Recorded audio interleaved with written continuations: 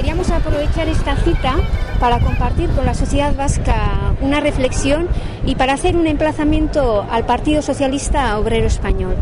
Consideramos que la reivindicación de un cambio en la política penitenciaria y la reivindicación para que los presos y las presas, los refugiados y las refugiadas vengan a Euskal Herria cuanto antes es una reivindicación ampliamente asumida en la sociedad vasca.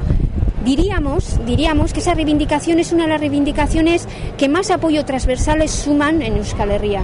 Durante décadas, este pueblo ha realizado innumerables movilizaciones de corte muy diferente, exigiendo un cambio en la política penitenciaria.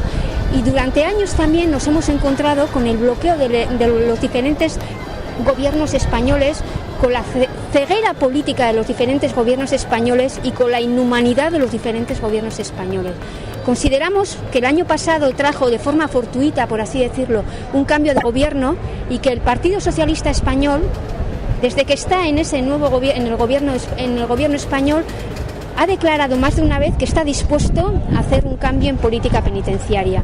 Esto genera un nuevo contexto y en este nuevo contexto la sociedad vasca, sus instituciones y las organizaciones políticas y sindicales que la representan no pueden tener una actitud espectadora. Es el momento de incidir de forma positiva e inteligente en este contexto para intentar que esas reivindicaciones que durante años hemos trabajado se hagan realidad. Por otra parte, nos parece, quisiéramos hacer una reflexión de cara al Partido Socialista Obrero Español. Hace 7 años, en el contexto de la hoja de ruta de Ayete, tomó una serie de compromisos en política penitenciaria ante la comunidad internacional que luego no cumplió. En estos últimos 7 años muchas cosas han cambiado en el contexto. Por una parte, ETA ha dado fin a su ciclo histórico.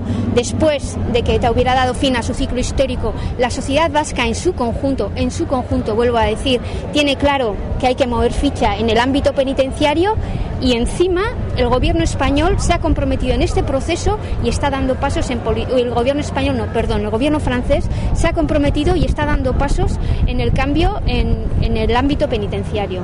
Nos parece que esta nueva